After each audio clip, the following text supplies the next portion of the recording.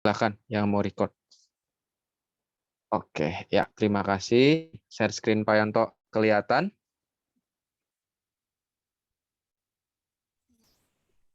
Kelihatan, Pak. Oke, kita mulai anak ya. Kita lanjut di soal nomor 23 terkait dengan reaksi reduksi dan oksidasi. Nah, ini nanti ada beberapa soal yang masih berkaitan dengan redoks pula, berkaitan dengan kimia unsur, tapi yang dibahas terkait dengan redoks juga ya. Jadi mohon diperhatikan untuk konsep redoksnya buat anak-anak semua. Untuk soal nomor 23, perhatikan reaksi-reaksi kimia berikut. Ada 5 reaksi berdasarkan reaksi di atas yang bukan merupakan reaksi redoks. Nah, ini pertanyaannya adalah yang bukan reaksi redoks berarti yang tidak ada perubahan biloksnya, ya. Jadi biloksnya itu tidak berubah. Sebentar, ini coretannya kok nggak mau.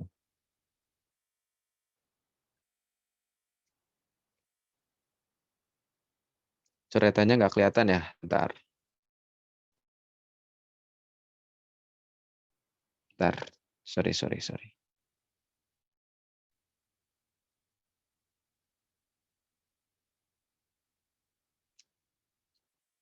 Sebentar ya.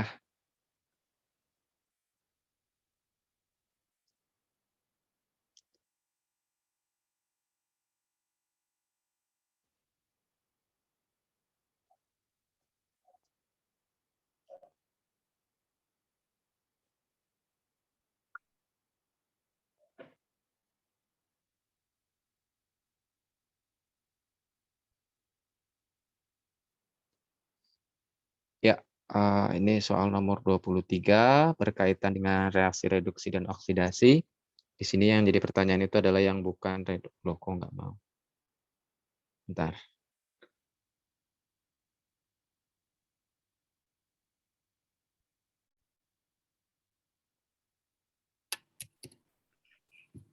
Nah, bisa. Jadi pertanyaannya itu adalah yang bukan redoks ya anak-anak semua. Jadi yang biloksnya itu tidak berubah. Nah, di sini P4 itu adalah biloksnya 0 karena dia adalah unsur bebas. Cl2 juga di sini biloksnya 0 karena unsur bebas. Nah, untuk koefisien depan ya, anak-anak semua, Pak Yanto ingatkan, koefisien depan terkait dengan biloks itu bisa diabaikan. Ya, ini abaikan saja. Karena ini biloksnya biloks sederhana kok, bukan penyetaran apa namanya redoks dengan PBO dan lain sebagainya. Jadi kalau ada koefisien depan seperti ini bisa diabaikan, ya. N2 di sini, oh sorry. Kemudian yang pertama PCl3 yang prioritas mana? Yang prioritas itu adalah Cl ya. Karena Cl itu di sini biloksnya -1 dikali 3, maka P-nya nanti di sini adalah +3. Berarti secara tidak langsung P-nya mengalami kenaikan atau oksidasi, sementara Cl-nya mengalami penurunan atau reduksi. Berarti ini namanya reaksi redoks, karena reaksi redoks itu reduksi dan oksidasi. Kemudian yang kedua, N2 di sini unsur bebas 0, O2 juga unsur bebas 0, N2O yang prioritas biloksnya sudah ada itu adalah O, berarti di sini -2, karena N-nya ada 2, maka N-nya itu +2 dibagi 2, itu jadi +1. Nah, sehingga untuk N-nya dia mengalami oksidasi, sementara O-nya dia mengalami reduksi atau penurunan. Berarti ini namanya reaksi redoks juga. Kemudian yang FeO, di sini prioritas itu adalah oksigen, -2, Fe-nya yaitu adalah +2. Kemudian H2O di sini boleh H, boleh O yang prioritas nggak masalah. O-nya -2, maka H-nya +1. Karena di sini H-nya itu adalah +1, O-nya -2, dan ada OH-nya 2 kali, maka OH itu adalah -2, -1. Ini kan dia -1 ya, -1 di sini dikali 2, -1 dikali 2, maka -2, maka Fe-nya di sini adalah +2. Sehingga ini adalah bukan redoks. Kenapa? Karena Fe-nya biloksnya itu adalah sama, H-nya juga biloksnya sama, O-nya juga biloksnya sama. Jadi yang bukan redoks itu adalah yang nomor 3. Kalau yang nomor 4 di sini Mn biloxnya 0, ini 2 HCl, 2-nya kita abaikan. H sama Cl mana yang prioritas? Prioritas itu adalah H, dia plus 1, Cl-nya min 1. MnCl2, prioritas itu adalah Cl min 1, karena ada 2, maka tinggal kali 2 Cl-nya, berarti jadi min 2, sehingga Mn-nya itu adalah plus 2, H-nya itu adalah 0. Nah, sehingga Mn-nya mengalami oksidasi, dan H-nya dia mengalami reduksi. Sehingga ini namanya redox. Kemudian yang nomor 5 KMNO4. KMNO4 di sini yang prioritas itu adalah K karena dia plus 1, golongan 1A, maka biloxnya plus 1.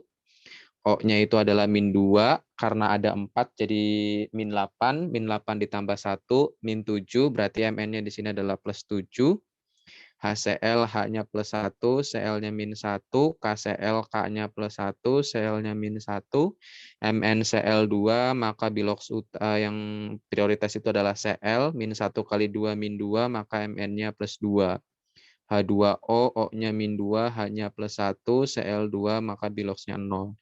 Di sini Mn-nya mengalami penurunan atau reduksi, sementara Cl-nya mengalami kenaikan atau oksidasi. Oksidasi berarti ini namanya redox.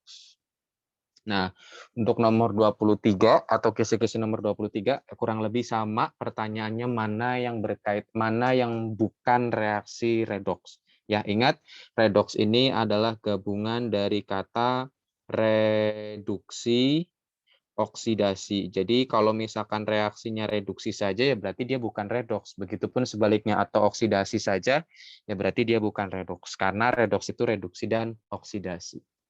Ada pertanyaan?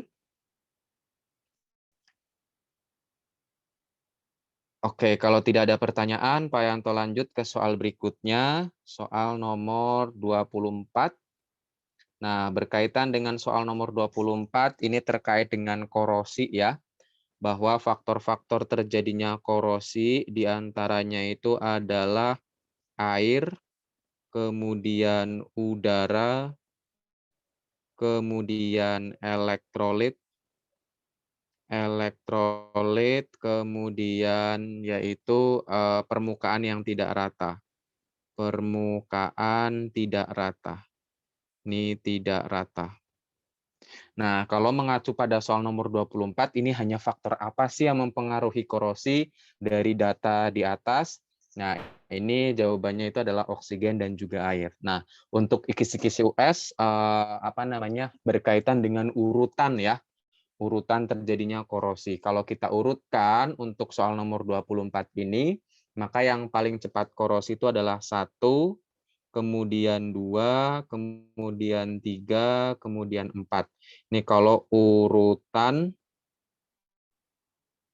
dari paling korosi. Nah, kalau urutan dari paling lambat, nah berarti tinggal dibalik, 4, 3, 2, 1. Nah, kenapa yang satu yang duluan gitu kan ya? Karena dia tabungnya terbuka ya. Ini dia terbuka, artinya udara akan masuk berarti oksigen. Kemudian dia ada air ya. Dia berarti ada 2 sekaligus, jadi udara dan juga air. Kemudian yang nomor 3, di sini ada elektrolit ya. Ini ada elektrolit. Itu apa? Elektrolit itu anak-anak semua bisa asam, bisa basa, kemudian bisa garam. Nah, kemudian dia hanya satu faktor, yaitu adalah elektrolit saja. Sebenarnya di situ ada udara kering, berarti kan kedap udara ya. Kemudian dia anhidrat, berarti tidak mengikat air. Tapi kalau misalkan dia dibuka, ya, kalau misalkan udaranya tutupnya itu dibuka, maka nomor 2 menjadi korosi paling awal. Kenapa? Karena ada udara, kemudian ada air, kemudian ada elektrolit, maka yang nomor 2 yang paling awal. Kemudian yang ketiga, yang tabung nomor 3 menjadi urutan ketiga dalam proses korosi untuk gambar nomor 24 ya. Kenapa? Karena di sini udaranya sedikit. Udara sedikit, kemudian air yang dididihkan, kemudian paku besi. Nah, jadi dia ada udara dan ada air. Nah, tapi udaranya di sini sedikit. Kenapa? Karena di sini airnya mendidih. Nah, air yang mendidih itu kadar oksigennya akan terus berkurang. Kenapa? Karena memang ikatan oksigennya itu selalu berkurang. Ikatan oksigen dengan air itu sangat lemah. Jadi ketika dipanaskan itu pasti akan terpecah antara ikatan H2O dengan O2. Jadi H2O dan O2 ini dia lemah atau bahkan bisa hilang kalau dalam air mendidih. Kemudian di paling lambat di sini pasti ada di minyak. Jadi minyak atau pelumas ya. Minyak, kemudian pelumas, kemudian oli, kemudian cat. Ini adalah yang menghambat terjadinya korosi atau perkaratan pada besi. Nomor 24 ada pertanyaan? Jadi berkaitan dengan urutan ya, urutannya dari yang cepat atau yang dari yang paling lambat nanti Pak Yanto ya, yang jelas berkaitan dengan urutan ya. Kalau diurutkan dari yang paling cepat berarti 4, kalau diurutkan dari yang paling lambat berarti yang dari minyak dulu, atau yang dilumuri oleh, atau yang dikasih pelumas, atau yang dicat, itu ya pasti yang paling lambat terjadinya korosi. Kalau tidak ada pertanyaan, lanjut ke soal nomor 25. Soal nomor 25, perhatikan sel elektrolisis berikut berkaitan dengan elektrolisis. Elektrolisis itu dia dari listrik menjadi kimia kan ya? Dari listrik menjadi kimia. Nah, maka kita akan fokus ke kimianya. Kimianya itu berupa reaksi, kemudian gas yang terbentuk, sifatnya apa, dan lain sebagainya. Perlu anak-anak ketahui bahwa dalam elektrolisis itu dia pakai istilah kenap, di mana katoda itu dia berperan sebagai kutub negatif dan anoda dia berperan sebagai kutub positif. Nah, kutub positif itu sangat berpengaruh antara inert atau non-inert. Non-inert. Untuk yang katoda ini bebas. Tolong diingat-ingat ya. Katoda ini dia bebas. Mau inert, mau tidak inert, nggak ada masalah. Khusus untuk anoda, di sini ada inert dan non-inert. Yang inert itu anggotanya siapa aja? Ada PT, C, dan AU. Nah, perlu anak-anak ketahui bahwa katoda ini nanti terjadi reaksi reduksi. Reduksi siapa? Kation. Nah, kation yang mana yang direduksi nanti? Nah, kalau nanti wujudnya itu adalah larutan, kemudian kationnya itu adalah golongan 1A, 2A, Al, dan Mn, maka nanti di katoda kutub negatif reaksi reduksinya itu adalah 2H2O ditambah 2 elektron menjadi 2O- plus H2. Nah, perlu dicatat atau perlu diingat baik-baik, wujudnya harus larutan. Larutan itu simbolnya apa Pak Yanto? Aquos. Jadi kalau wujudnya larutan, aquos, dan kationnya, kation itu adalah ion positif, golongan 1A, 2Al, dan Mn, maka yang direduksi itu harus air, 2H2O, ditambah 2 elektron, kemudian menjadi 2O- plus H2. Kalau kita lihat reaksi di katodanya seperti ini, berarti nanti kationnya, ini sudah bisa dipastikan kalau nggak 1A, ya 2A, Al ataupun Mn. Nah, yang perlu kamu perhatikan, kamu harus hafal 1A itu siapa aja, 2A itu siapa aja, dilihat di tabel periodik. Oke, Kemudian kalau misalkan wujudnya bukan larutan gimana Pak Yanto? Misalkan wujud selain larutan, maka nanti di katoda kutub negatif reduksi kation. Misalkan X2 plus 2 elektron menjadi X. Nah, ini syaratnya itu adalah reduksi kation. Nah, wujud selain larutan itu berarti apa saja? Wujud selain larutan berarti kan selain larutan ya. Berarti nanti dia bisa liquid, kemudian bisa solid, kemudian dia bisa gas. Jadi liquid, solid, gas itu pasti nanti reaksinya langsung reduksi kation. Oh, berarti yang karena di katoda reaksinya macam seperti ini, maka kamu harus cari golongan 1A, 2A, Al ataupun Mn. Itu khusus di katoda. Kemudian yang di anoda. Ada ini dia kutub positif sangat bergantung dengan inert dan non inert. Oke, Pak Yanto bahas yang inert dulu. Jadi ketika anodanya itu adalah inert, inert itu siapa saja anggotanya? PTCAU ya. Jadi anggotanya itu PTCAU, maka siapa yang dioksidasi? Nah, yang dioksidasi itu nanti bermacam-macam. Yang pertama ketika sisa asam oksigen, sisa asam oksigen itu anggotanya siapa saja? NO2-, NO3-, SO32-, SO42-, PO33-, PO43-, maka nanti yang mengalami oksidasi itu adalah air. 2H2O menjadi 4H plus 4 elektron plus O2. Dengan syarat anodanya harus inert. Kalau ada anodanya tidak inert, berarti konsepnya beda lagi. Oke, kalau kita lihat di sini, reaksi di anodanya 2H2O, 4H plus, O2, 4 elektron. Oke, berarti anodanya harus inert. Dan anionnya adalah sisa asam oksi. Di sini yang sisa asam oksi itu adalah SO4, NO3. Kemudian wujudnya harus aqueous atau larutan. Kenapa? Karena yang direaksikan di katoda itu adalah air. Maka jawabannya yang sudah pasti adalah yang C. Anodanya kenapa Fe Pak Yanto? Ingat, katodanya kenapa Fe Pak Yanto? Katoda itu bebas. Ya, tolong diingat-ingat. Katoda itu bebas. Katoda itu mau inert mau tidak inert, katoda itu hanya dipengaruhi oleh wujudnya, wujud dari si larut, wujud dari zatnya. Aquoskah, gaskah, atau liquidkah? Kemudian yang berikutnya untuk anoda.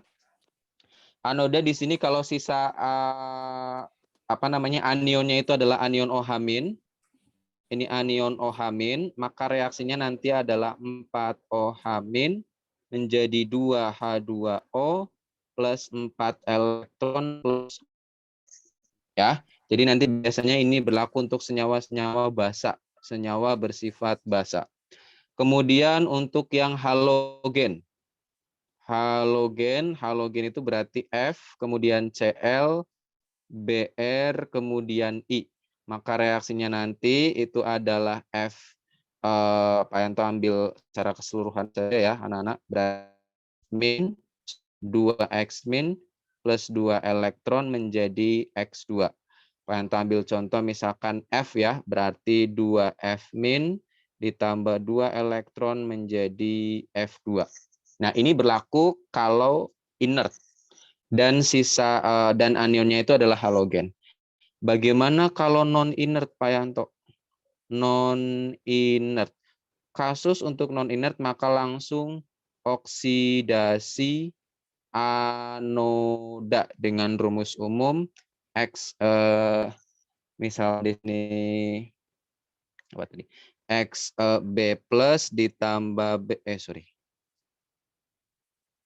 X menjadi XB plus plus B elektron. Nah, jadi nanti tergantung elektrodanya. Oke, apakah cukup jelas nomor 25? Ini tidak berkaitan nggak sampai ke hukum elektrolisis ya. Hukum elektrolisis itu apa namanya Pak Anto? Faraday. Jadi jangan terlalu jauh belajarnya. Ini tidak sampai Faraday. Jadi kalian hanya sampai menuliskan reaksi elektrolisis dari data yang sudah diketahui. Jadi nanti reaksi di elektrodanya udah ada, reaksi di katodanya udah ada, reaksi di anodanya udah ada. Kemudian nanti pertanyaannya katodanya apa, anodanya apa, dan zat yang digunakan itu apa. Jadi hampir-hampir mirip ya untuk soal nomor 25. Ada pertanyaan? Pak Yanto, kenapa enggak yang A? Yang A itu salahnya jelas-jelas di wujudnya ya. Wujudnya dia liquid, sementara di anoda dia adalah Cl-. Nah, ini dia salah. Harusnya reaksinya bukan 2H2O. Kemudian yang B kenapa salah Pak Yanto? Kan dia wujud aqueous. Yang B itu salahnya di katoda. Di anoda. Dia anodanya pakai Fe. Kalau anodanya Fe, maka reaksi di anodanya bukan 2H2O, tapi Fe menjadi Fe2+ plus 2 elektron, karena dia non-inert. Kemudian yang D salahnya di mana Pak Yanto? Yang D salahnya ada di anoda, salah. Wujudnya juga salah, ionnya juga salah. OH- kan dia. Jadi harusnya itu adalah inert. Harusnya itu inert dulu. Kemudian yang E salahnya di mana? Kan anodanya udah inert, wujudnya aqueous. Yang E itu salahnya di OH-. Kalau OH- reaksinya harus seperti ini di anoda. Jadi bukan 2H2O, tapi dia menghasilkan 2H2O. Begitu. Ada pertanyaan? Silakan. Oke, kalau tidak ada, Pak Yanto lanjut ke soal nomor 26. Pernyataan yang benar terkait dengan gas mulia. Anak-anak semua, gas mulia itu dimulai dari helium, neon, argon, kripton, xenon, radon. He itu 2, kemudian 10, 18, 36, 54, 86. Nah, khusus untuk helium, dia itu adalah 2s2 terakhirnya. Ya. Khusus untuk Ne sampai dengan Rn, terakhirnya itu adalah Ns2, Np6. Sehingga helium itu dikenal dengan nama duplet, istilah duplet. Sementara mulai dari Ne sampai dengan radon itu dia dikenal dengan istilah oktet. Jadi perlu diperhatikan tidak semua golongan gas mulia elektron valensinya 8. Ya, jadi ada gas mulia yang elektron valensinya itu enggak 8. Siapa? He. Jadi He satu-satunya gas mulia yang atau helium ya, yang elektron valensinya itu tidak 8. Karena dia elektron valensinya hanya 2. Tapi karena elektron valensinya 2, itu juga bukan berarti kalian langsung menyimpulkan, oh berarti dia 2A dong Pak. Bukan. Jadi khusus untuk gas mulia, tidak semua elektron valensinya 8, kecuali He. Jadi He elektron valensinya 2, sisanya mulai dari neon sampai dengan radon itu adalah 8. Nah, pernyataan yang benar berkaitan gas di bawah ini adalah kripton. Kripton itu kan berarti Kr ya, mempunyai afinitas elektron besar. Anak-anak berkaitan dengan afinitas elektron, kemudian energi ionisasi ya, ini juga energi ionisasi, kemudian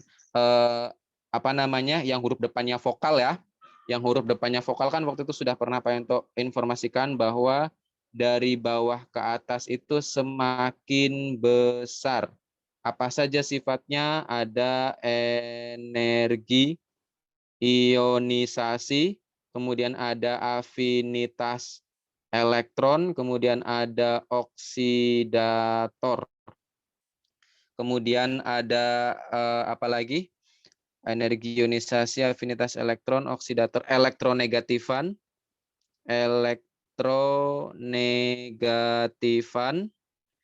yang huruf depannya vokal ya. Kemudian ada oksidator, sifat asam. Nah, sekarang kita cek. Yang A, kripton mempunyai afinitas elektron besar.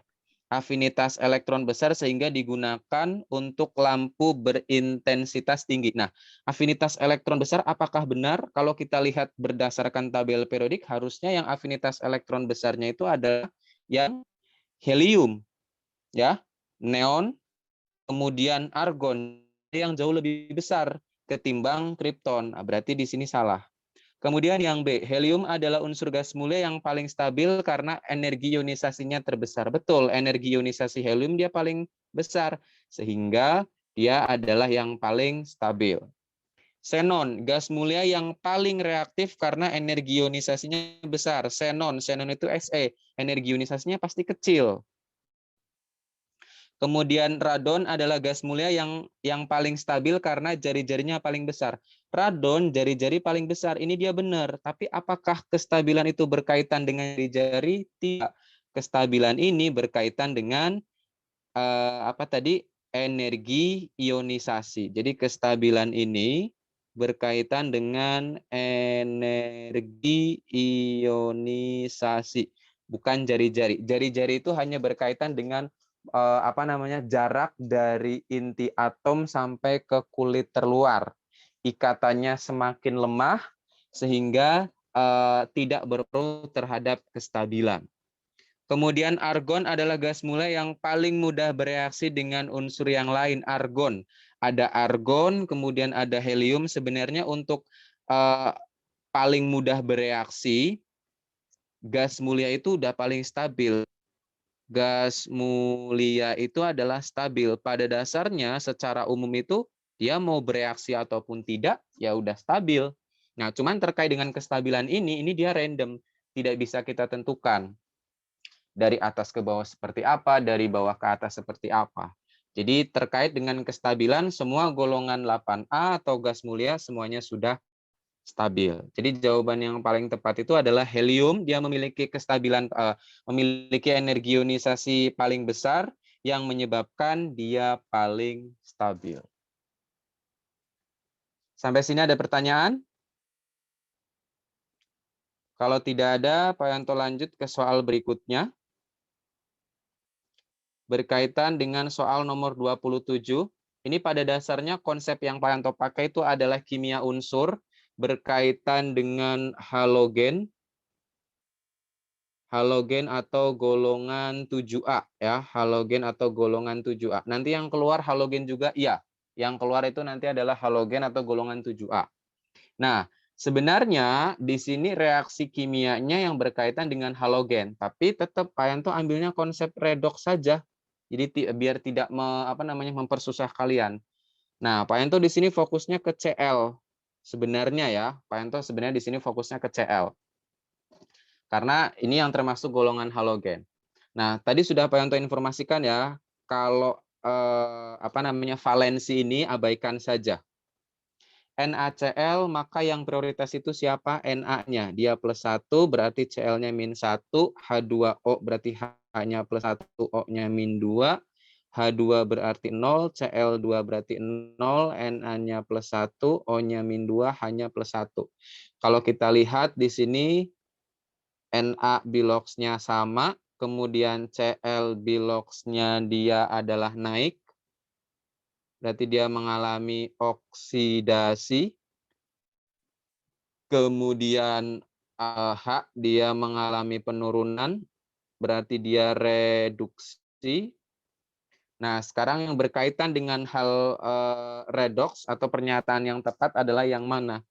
Cl-nya mengalami oksidasi, berarti NaCl disebut sebagai reduktor, artinya dia mengalami oksidasi. Sementara H2O dia mengalami reduksi, berarti dia oksidator. Dia mengalami yang namanya reduksi. Kemudian H2 di sini adalah hasil dari H mengalami reduksi ya. Berarti hasil reduksi. Sementara Cl2 di sini adalah hasil oksidasi. Nah, ini seputar pertanyaan, berkaitan dengan seputar redoks ya. Jadi reduktor, oksidator, hasil reduksi, dan hasil oksidasi. Kalau hasil itu di kanan, reduktor oksidator itu berarti pelakunya ya, itu biasanya ada di kiri atau di reaktan. Oke, sampai nomor 27 ada pertanyaan? Bapak boleh lihat nomor 26. Oke.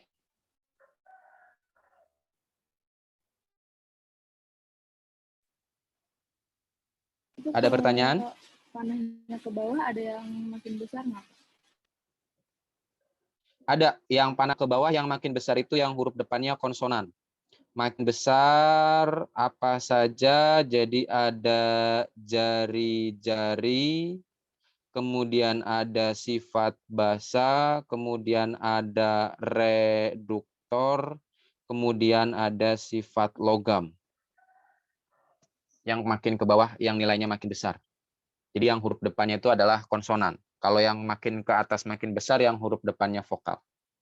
Begitu. Terima kasih, Pak. Oke. Kalau tidak ada, Pak Yanto lanjut ke soal berikutnya, soal nomor 28. Ini berkaitan dengan nama ya, anak-anak semua, berkaitan dengan nama dari pembuatan suatu senyawa atau unsur. Pengolahan aluminium. Di sini ada kata-kata pengolahan aluminium. Waktu itu Pak Yanto pernah lihat siapa yang ngirim di line itu. Itu hafalin ya.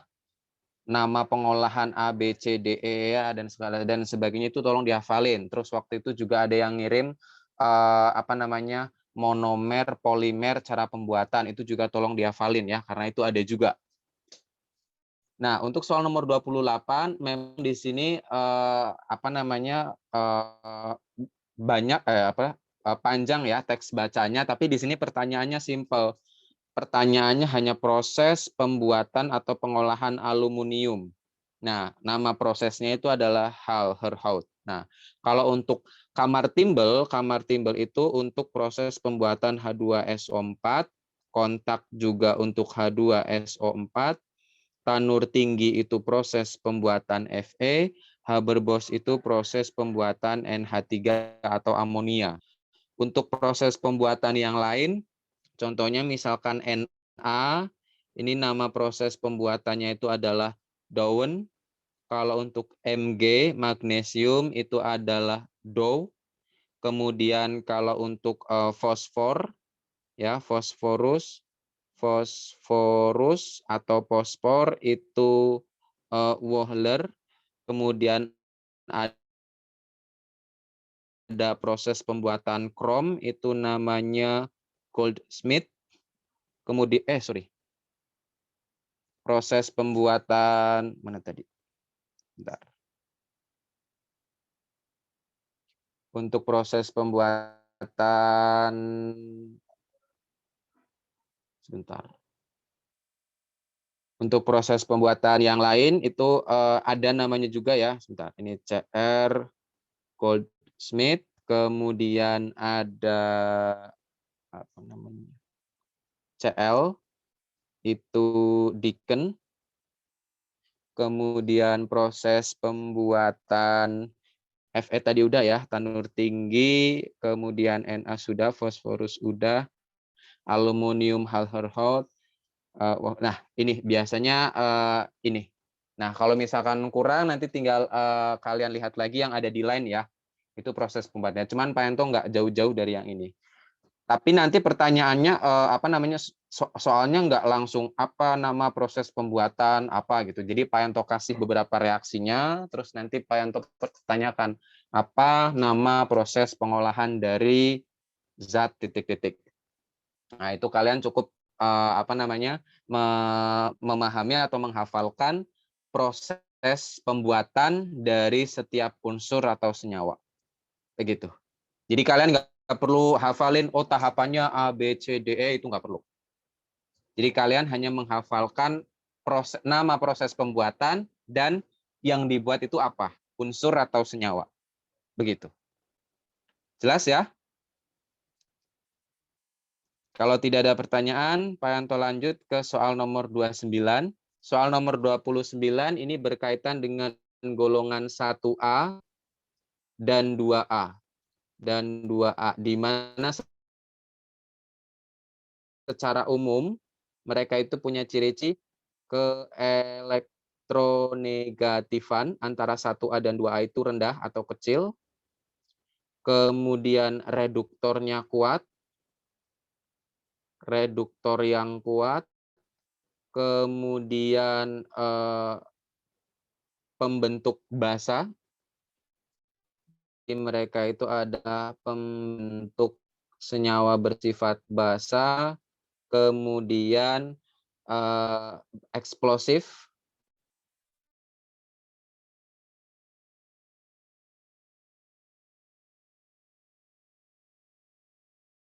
satu A dan 2A itu apa saja?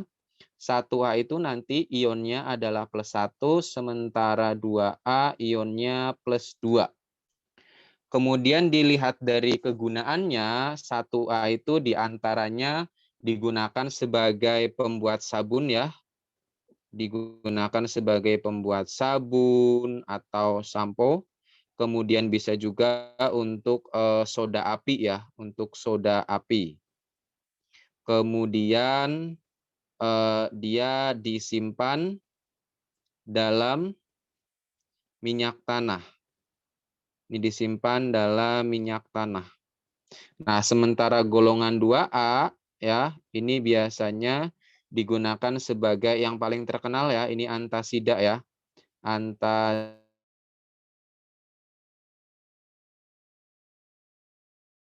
Ya, obat lambung. Nah, biasanya siapa yang digunakan untuk obat lambung itu biasanya magnesium.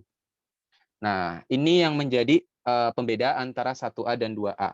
Secara umum mereka sama. Jadi keelektronegatifan rendah, reduktor rendah, pembentuk basa, eksplosif ketika direaksikan dengan air. Nah, di sini yang pertama oksida basa ini masih general. Ini kita tidak bisa menentukan oh dia 1A atau 2A. Kemudian 2 juga masih general. Nah, nomor 3 di sini sudah spesifik. Disimpan dalam minyak tanah. Berarti di sini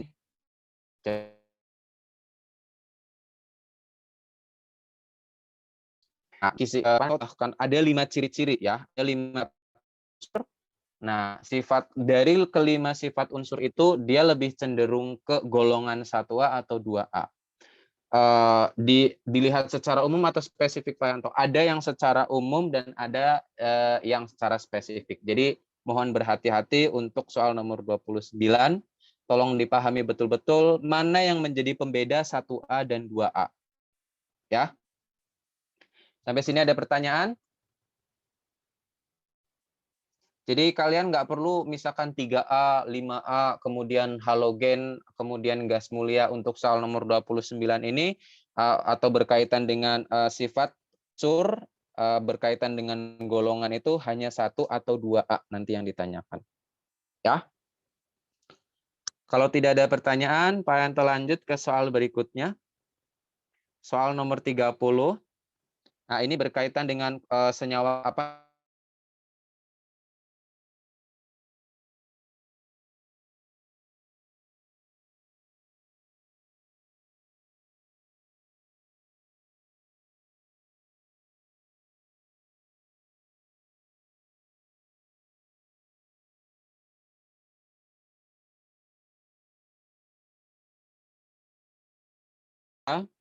Ozon di sini untuk menyaring sinar UV. Kemudian fosforus di sini untuk korek api betul, silika di sini untuk membuat gelas atau kaca, betul. Nah, nanti Pak Yanto tambahkan untuk aluminium dan juga tembaga. Jadi nanti Pak Yanto acak. Nah, kamu cari mana data yang zat dan kegunaannya itu udah tepat. Jadi nanti Pak Yanto tinggal tambahkan aluminium saja di situ, ya. Jadi tetap ada tembaga, helium, ozon, fosforus, silika, dan aluminium. Nanti mana data yang tepat. Nah, pilihannya bisa 1, bisa 2. Jadi tolong diperhatikan. Ini berkaitan dengan kimia unsur soal nomor 30. Kemudian soal nomor 31, ya kalau dilihat dari lambangnya ya, kalau dilihat dari lambangnya di sini kalau tembaga itu Cu, kemudian kalau helium itu He, kemudian kalau ozon itu kan di sini ada banyak ya. Ozon itu nanti di sini ada banyak, misalkan ada CFC dan lain sebagainya. Fosforus itu berarti P, kemudian silika itu biasanya dia SiO.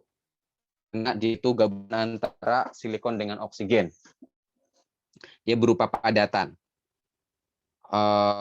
Kemudian nomor 31, dalam industri pengolahan besi diawali dengan ekstraksi dari biji besi dan tanur tiup atau blast furnace. Berikut ini ada beberapa reaksi yang terjadi selama proses pengolahan. Nah, ini juga berkaitan dengan berkaitan dengan konsep redox sebenarnya ya. Ini berkaitan dengan konsep redox. Artinya reduksi dan oksidasi. Tidak hanya itu, kalian juga harus tahu reduktornya yang mana, oksidatornya yang mana, hasil reduksinya yang mana, hasil oksidasinya yang mana. Kemudian apakah dia reaksinya reaksi redoks, apakah dia hanya reaksi reduksi saja, apakah dia hanya reaksi oksidasi saja, baliknya misalkan apakah dia reaksi autoredox atau seperti apa. Jadi ini pertanyaannya hampir mirip berkaitan dengan kalian nggak perlu dihafal reaksi pengolahan biji besi ya, nanti yang proses pengolahannya, tahapan proses pengolahannya. Jadi kurang lebih pertanyaannya hampir mirip, mana yang pernyataan benar dari misalkan ada 3 di sini ya, 3 tahapan reaksi ini mana yang benar, atau misalkan 4 dari keempat tahapan reaksi di sini tersebut, pernyataan yang benar itu yang mana. Kalau kita cross check satu persatu ya, untuk nomor 1 atau reaksi pertama, di situ ada Fe2O3 ditambah 3CO menjadi 2Fe ditambah 3CO2. Nah, ini kita tahu ya, koefisien ini abaikan saja. Fe2O3-nya itu prioritas min 2, kali 3 berarti jadi min 6, maka Fe-nya jadi plus 6 bagi 2 jadi plus 3. Kemudian CO2, O-nya prioritas min 4, C-nya itu adalah plus 2. 2Fe berarti dia 0 biloxnya, 3 CO2, 3-nya aldekan, O-nya dia min 2, kali 2 berarti 4, min 4 C-nya berarti di sini plus 4. Nah, di sini berarti Fe-nya ya, Fe-nya dia mengalami reduksi, sementara C-nya dia mengalami oksidasi. Jadi kalau di soal reaksi 1 merupakan reduksi biji besi, berarti benar. Biji besi itu siapa? Biji besi itu adalah Fe2O3. Dia mengalami reduksi. Siapa yang reduksi? Fe-nya. Ya, tapi kalau reaksi 1 apakah merupakan reaksi redoks? Ya, betul. Reaksi 1 merupakan reaksi redoks. Tapi merupakan reduksi biji besi juga betul karena biloxnya Fe di situ turun. Kemudian yang nomor 2, di situ ada CO2 ditambah C menjadi 2CO. Ini koefisiennya abaikan saja. C di sini itu adalah 0. O-nya di sini min 2 kali 4 berarti min 4. Maka C-nya di sini adalah plus 4. Kemudian O-nya di sini min 2. Maka C-nya di sini adalah plus 2. Oke, berarti C-nya dia mengalami reduksi sekaligus mengalami oksidasi. Nah, ini yang dinamakan autoredox atau dikenal dengan istilah konproporsionasi. Proporsionasi. Kenapa dikatakan konproporsionasi? Karena hasilnya sama. Baik hasil reduksi ataupun hasil oksidasi sama, yaitu CO2. Jadi hasil reduksinya sama, hasil oksidasinya juga sama. Nah, nomor 2, reaksi 2 merupakan reaksi oksidasi karbon. Karbonnya karbon yang mana? Soalnya di sini karbonnya ada 2. Karbon di C atau karbon di CO2. Jadi nomor 2 nggak jelas. Makanya nomor 2 itu salah. Kenapa salah? Karena oksidasi karbonnya yang mana? Karbon di C atau karbon di CO2. Kalau karbon di C berarti benar. Tapi kalau karbon di CO2 berarti salah karena dia reduksi. Sehingga karena menyebabkan ambigu nomor 2 itu salah. Nomor 3 di situ kita cek. Reaksi nomor 3. Reaksi nomor 3, C ditambah O2 menjadi CO2. C di sini biloxnya adalah 0, O2 juga biloxnya adalah 0, O-nya itu adalah min 2, karena ada 2 berarti min 4, maka C-nya adalah plus 4. Nah ini, apa namanya, yang mengalami reduksinya itu adalah O, yang mengalami oksidasinya itu adalah C. Nah berarti di sini adalah C-nya mengalami oksidasi, sementara O-nya mengalami reduksi. Berarti reaksi redoks. Nah, kita cek. Nomor 3 merupakan reaksi reduksi karbon. Benar ya, karena karbonnya cuma 1 di sini. Sebentar, nomor 3, reaksi 3 merupakan reduksi karbon. Karbonnya itu dia harusnya oksidasi, salah. Karbonnya itu harusnya dia oksidasi, bukan reduksi. Karena dari 0 menjadi plus 4. Sementara pernyataan keempat, reaksi 3 merupakan oksidasi karbon. Ah, benar. Jadi jawabannya itu adalah yang 1 dan 4. Ingat ya, tidak perlu dihafal tahapan reaksinya, tapi tolong diperhatikan konsep redoksnya. Jadi untuk konsep redoks di kimia unsur ini cukup banyak yang keluar. Ada pertanyaan? Bapak, Yap. itu kan nomor 2 salah karena karbon doang kan? Emang harusnya kata-kata apa, Pak? Kalau misalkan di situ reaksi 2 merupakan oksidasi karbon. Kalau misalkan di sini reaksi 2 merupakan oksidasi misalkan karbon dalam C, atau misalkan reaksi reduksi karbon atau karbon dalam CO2 atau reduksi CO2. Itu yang benar. Jadi karbonnya di sini ada 2. Karbon yang mana? Yang mengalami oksidasi itu karbon yang mana? Karbon yang C atau karbon yang di CO2? Jadi harus jelas. Oke, makasih, Pak. Oke. Ada lagi? Oke, kalau tidak ada, Pak Yanto lanjut ke soal berikutnya.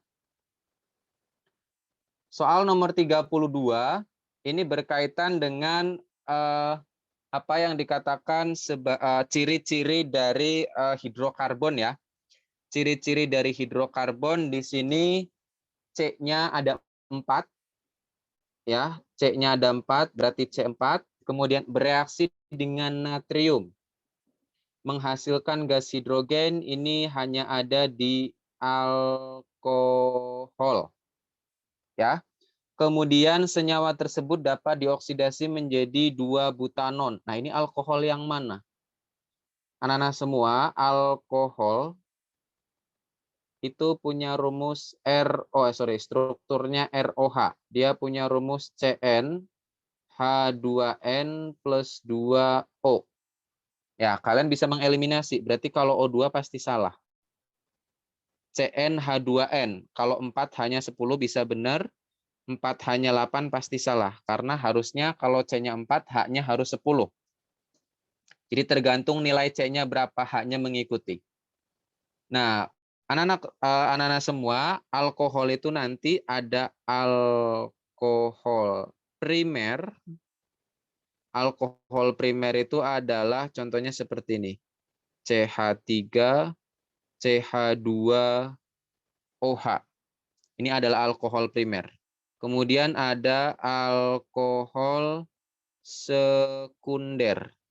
Alkohol sekunder itu seperti ini. CH3, CH, CH3OH. Ini alkohol sekunder. Kemudian alkohol tersier. Alkohol tersier. Alkohol tersier itu CH3C, CH3, CH3OH. Nah, anak-anak diperhatikan untuk posisi alkoholnya. Ini alkohol primer, ini alkohol sekunder, ini alkohol tersier. Nah, bedanya apa? Bedanya itu OH mengikat C. Kalau primer, OH mengikat C, mengikat 2H. Kalau sekunder, OH mengikat C, mengikat 1H. Kalau alkohol tersier, OH mengikat C tanpa mengikat H. Nah, di informasi ketiga ini menjadi kunci. Ini alkohol apa sebenarnya? Primer, sekunder, atau tersier?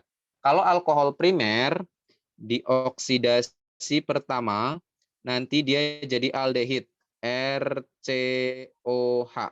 Ini oksidasi pertama.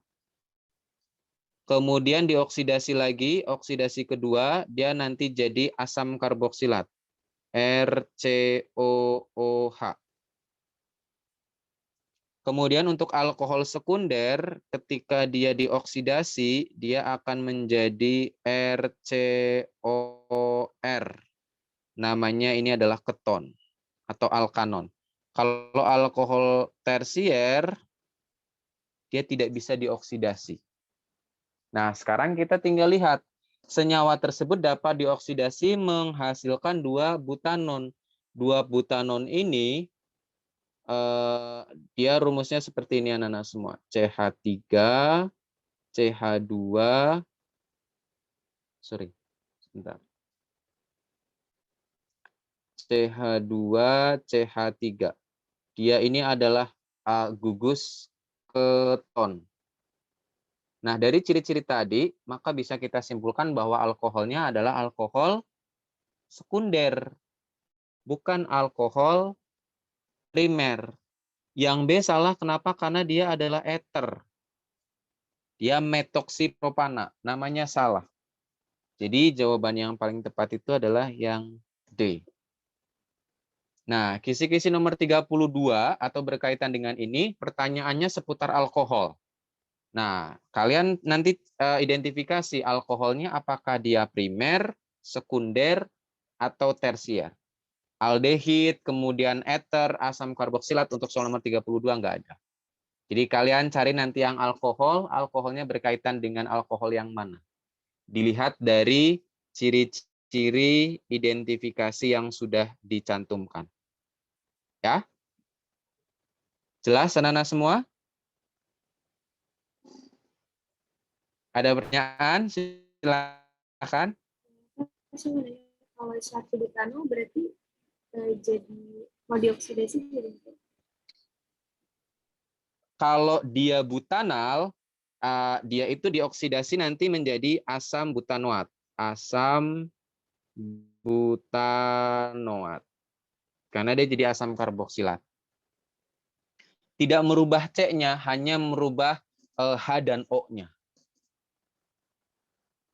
Jadi C-nya tetap. Begitu. Ada lagi?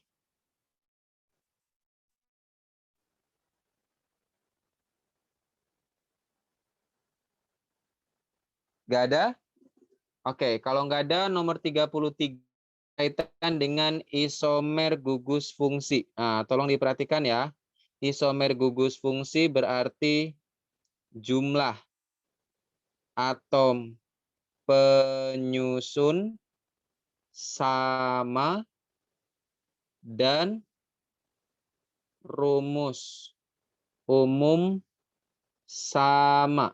Ini pertanyaannya sama, berkaitan dengan gugus fungsi, cuma nanti mana yang merupakan isomer gugus fungsi. Nah, isomer gugus fungsi itu alkohol ROH berpasangannya sama eter ya, ROR.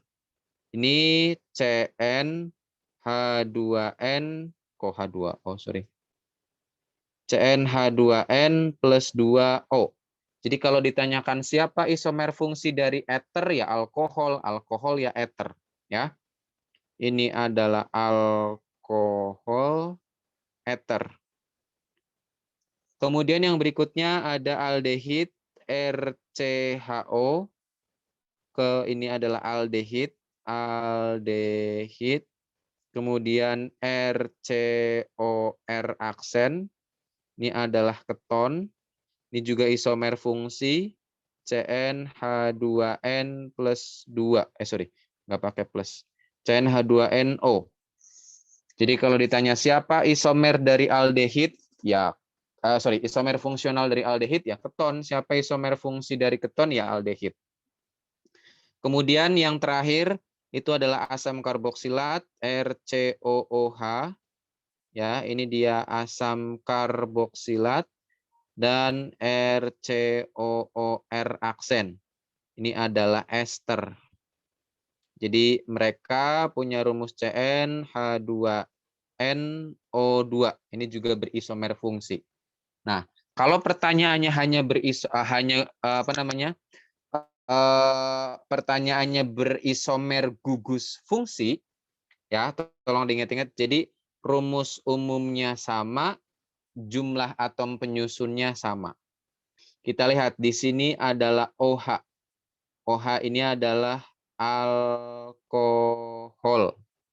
Kemudian di sini ada CO. CO di sini tadi ada ya, ada CO berarti di sini adalah keton.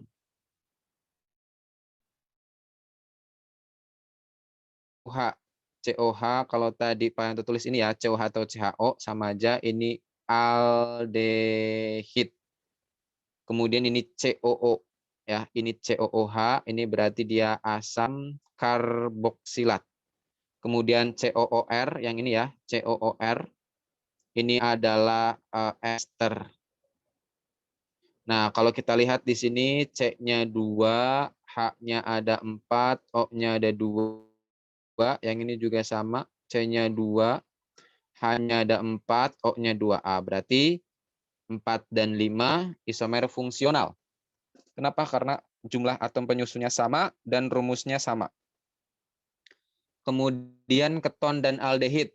Untuk keton C-nya ada berapa tuh? C-nya ada 3, berarti hanya ada 6 O.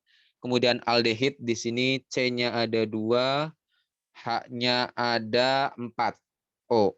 Nah, dia rumus jumlah C-nya nggak sama. Apakah berisomer fungsi? Dia berisomer, dia gugusnya gugus fungsi. Tapi karena jumlah atom penyusunnya nggak sama, ya, maka dia bukan isomer isomer fungsional. Secara sama. Nah, tapi tidak hanya itu. Jadi jumlah atomnya sama, molekulnya juga harus sama. Itu. Pertanyaan? Silakan. Bapak, Yap. selain gugus fungsi, bentuk lainnya ada apa lagi, Pak? Pasangan Nggak gitu. ada. Oh, nggak ada. Nggak ada. Cuman gugus fungsi aja. Oke, Pak. Oke. Lanjut nomor 34. Untuk menguji adanya ikatan rangka pada senyawa alkena, umumnya digunakan larutan Br2 yang berwarna coklat. Reaksi yang terjadi dapat dinyatakan sebagai berikut. Oke. Untuk nanti soal nomor 34 ada 2 reaksi ya. Ada 2 reaksi. Nah, pertanyaannya 2 reaksi itu tuh reaksi apa dalam senyawa hidrokarbon? Nah, ini perlu Pak Yanto jelaskan. Adisi itu adalah pemutusan. Sorry, Pak Yanto zoom. Adisi itu adalah pemutusan yang artinya ikatan rangkap 2 menjadi ikatan tunggal. Ini namanya adisi. Kemudian substitusi itu adalah penggantian. Penggantian. Artinya gini, rangka single dia tetap single, cuma nanti ada yang diganti. Misal ya ini contoh. AB ditambah CD menjadi AD plus BC. Nah, jadi B-nya ditukar sama D. Rolling gitu loh. Tapi tidak merubah ikatannya, tetap double bondnya double bond, single bondnya single bond, triple bondnya triple bond. Ya hanya tukeran saja. Kemudian eliminasi itu penambahan. Penambahan artinya gini, yang single dia menjadi double. Ini namanya reaksi eliminasi. Jadi reaksi eliminasi dengan adisi itu kebalikan. Jadi kalau adisi reaksinya dibalik jadi eliminasi, eliminasi reaksinya dibalik jadi adisi. Begitu. Untuk hidrogenasi ini sebenarnya sebentar. Nah, untuk hidrogenasi ini biasanya dia kehilangan hidrogen ya. Hidrogenasi itu biasanya dia kehilangan hidrogen, tapi hidrogennya biasanya dalam bentuk H2. Nah, esterifikasi Esterifikasi itu adalah proses pembuatan ester. Nah, secara jenis reaksinya dia masuknya ke substitusi. Jadi reaksi esterifikasi istilah umumnya substitusi, tapi spesifiknya ya proses pembuatan ester atau namanya reaksi esterifikasi. Begitu. Soal nomor 34 nanti ada 2 reaksi. Pertanyaannya dari kedua reaksi, misalkan reaksi 1 dan reaksi merupakan reaksi apa dan apa. Nah, tinggal kalian amati setiap ikatan yang ada. Tolong betul-betul diperhatikan. Ini Pak Yanto nggak pakai variabel lagi ya. Jadi nanti produknya udah ada. Misal nih, ini misal aja ya. Misalkan CH3, kemudian CH2OH, misal. Ditambah dengan NaOH menjadi CH3 CH2ONa plus H2O. Nah, ini kalian amati di sini apa yang berubah, apa yang beda. Nah, sebenarnya kalau kita amati kan di sini H-nya ditukar sama Na, ya kan? Berarti ini namanya reaksi substitusi. Begitu. Jadi nanti ada reaktan, ada produk, produknya udah ada, kalian cukup diamati reaksinya itu apa? Eliminasikah, adisikah, substitusikah, atau hidrogenasikah? Begitu. Ya. Ada pertanyaan? Tidak ada? Oke, kalau tidak ada, soal terakhir ya, anak-anak semua. Sebentar. Untuk waktunya masih ada nggak? Sampai nomor 36 deh, nanggung. Ya, sampai nomor 36. Buset, ini siapa yang murak-murak? Bentar, sorry. Nah, untuk soal nomor 35, ini berkaitan dengan benzen. Nah, tolong diperhatikan untuk nama, struktur, dan kegunaan. Ya, ini Pak Yanto zoom. Untuk natrium benzoat, ini strukturnya udah benar. Tapi kegunaannya dia salah. Fungsinya untuk pengawet makanan atau penyedap makanan. Pengawet makanan atau penyedap. Untuk benzil alkohol ya, untuk benzil alkohol ini udah benar strukturnya. Nah, fungsinya dia salah. Harusnya itu dia untuk pemberi aroma buah. Untuk toluen itu bentuknya adalah yang bawah. CH3. Fungsinya untuk bahan peledak. Fenol ini gambarnya itu yang ada di C. Fungsinya dia bisa untuk antiseptik, bisa juga untuk desinfektan. Sementara anilina ini udah benar, fungsinya dia juga udah benar. Jadi jawaban yang paling tepat itu adalah yang E. Nah, anak-anak silakan kalian pahami betul-betul struktur benzen ini, namanya dan juga kegunaan. Ya, soalnya hampir-hampir mirip. Jadi berkaitan dengan nama struktur, kemudian bentuk strukturnya, dan juga kegunaannya. Kemudian ada lagi namanya nitrobenzen.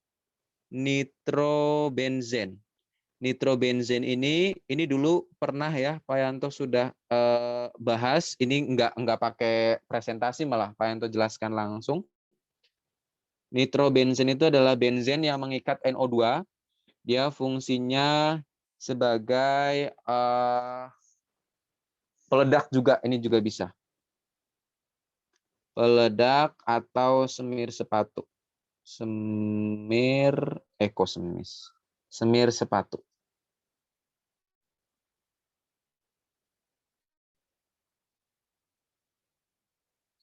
Ya, ini yang perlu kalian pahami. Udah Pak Yanto tambahkan di situ nitrobenzen, ya. Nitrobenzen itu ada, Pak Yanto kemarin ada yang nanya, Pak Yanto di situ kok yang atas ada ikatan rangkap kemudian tunggal, terus yang bawah mulai dari fenol, toluen, dan anilina nggak ada. Nah, ini sebenarnya sama aja. Jadi mau kalian gambar seperti ini, ya, rangkap tunggal rangkap dengan bentuk heksagonal yang cincin melingkar di tengah itu nggak ada masalah, sama aja. Karena pada dasarnya benzen itu mampu beresonansi. Apa itu beresonansi? Jadi ikatan double bond-nya bisa pindah-pindah. Nah, sehingga untuk memudahkan ya sudah pakai cincin benzen saja atau bentuk lingkaran di tengah. Begitu. Tolong diperhatikan untuk soal nomor 35. Ya, yang nggak jauh-jauh lah ya, Pak Yanto sudah sering menginformasikan di kelas nggak jauh-jauh, nah dari TO yang kedua. Kalau memang mau belajar lebih, boleh silahkan, tapi cari soal-soal yang mirip, soal yang nggak mirip nggak usah. Ya, yang setipe-setipe saja. Oke, terakhir nomor 36. Ini berkaitan dengan reaksi esterifikasi, tadi sudah ya. Esterifikasi. Itu adalah proses pembentukan ester. Ini Pak Yanto mau jelasin sesimpel-simpelnya tapi tidak tidak membuat bingung. Esterifikasi proses pembuatan ester. Ester itu dibuat dari alkohol yang ditambah dengan asam karboksilat.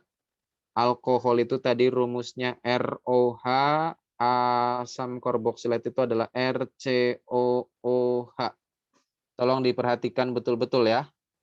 ROH, RCOOH.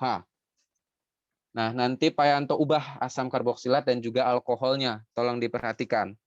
Nah, ester itu, anak-anak, dia punya nama lain alkil. Alkil alkanoat. Alkilnya berasal dari alkohol, alkanoatnya berasal dari asam karboksilat. Jadi nanti nggak ada tuh penamaan ester-ester itu nggak ada. Penamaannya alkil alkanoat semua. Nah, perlu anak-anak ketahui C3H7COOH ini adalah karboksilat. OH ini adalah alkohol. Nah, simpelnya kamu cukup ngafalin C1, C2, C3, C4, C5, C6, C7, C8, C9, C10. C1 itu meta, C2 eta, C3 propa, C4 buta, C5 penta, C6 heksa, C7 hepta, 8 okta, 9 nona, 10 deka. Nah, tinggal kamu tambahin, oh kalau alkil berarti metil, kalau eta berarti jadi metil dan seterusnya. Oh kalau alkanoat berarti metanoat, C-nya 1, etanoat C-nya 2, C-nya 3 propanoat, C-nya 4 butanoat dan sebagainya. Nah, kalau kita lihat C3H7COH, ini C-nya ada 4, berarti dia buta. Sementara CH3OH, dia adalah meta. Karena yang atas ini adalah karboksilat, maka dia nanti jadi butanoat.